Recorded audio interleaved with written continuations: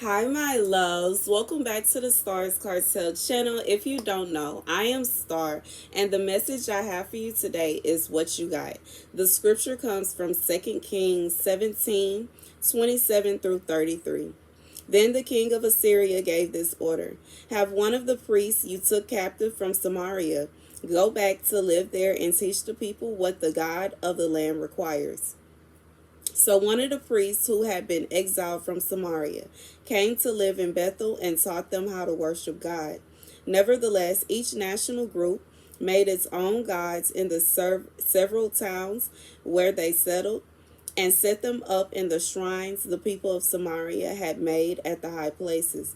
The people from Babylon made Succoth Benoth, those of Cuthan made Nergal, and those from Hamath made Ashima.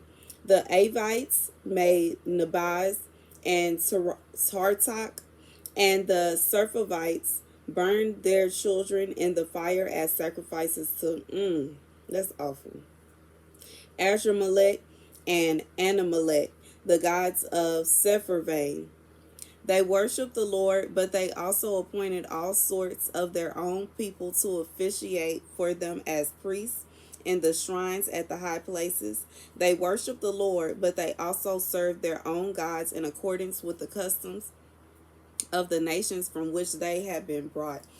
Baby, I feel like with this message and with this scripture, God is saying he is tired, sick and tired of people who are, it's almost like they put on a face like they worship God. They put on a face like they are a true Christian and they are actually of God.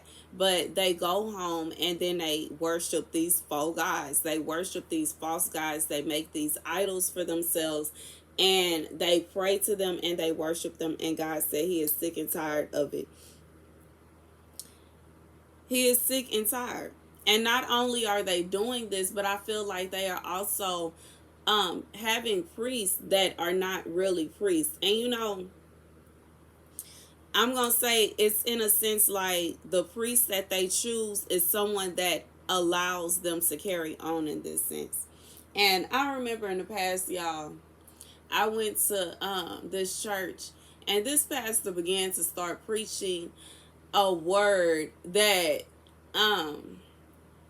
he found the scripture where God tells a man to go and marry a woman and tell her that she is no longer to be a prostitute and she's no longer to do this, that, and a third. And he turns that into God is okay with prostitution. And no. Okay, no.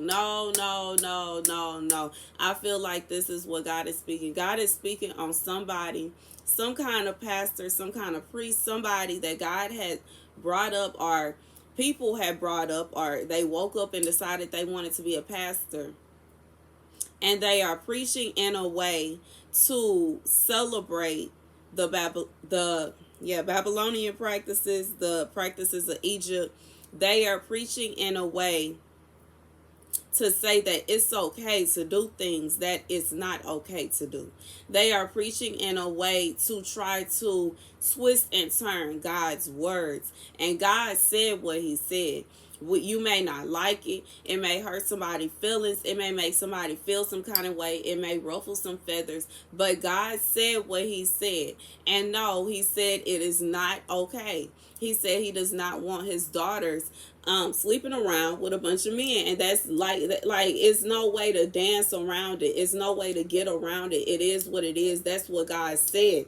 And God is saying he does not want anybody doing this. And I feel like this is literally just a warning. The warning is, if you are, okay, a pastor or a priest or a prophet, and you are going around saying that it's okay to do certain things, God is saying, no, it's not. Okay, if you are someone that is trying to justify certain sins because you don't want to hurt someone's feelings, God is saying, don't do that. Tell them the truth. The truth shall set you free. And it may hurt feelings. It may make people emotional. Some people may get upset about it, and it is what it is, but the truth is the truth, and the truth is it's not okay. Okay, thank you guys for watching. Be sure to like, share, and subscribe.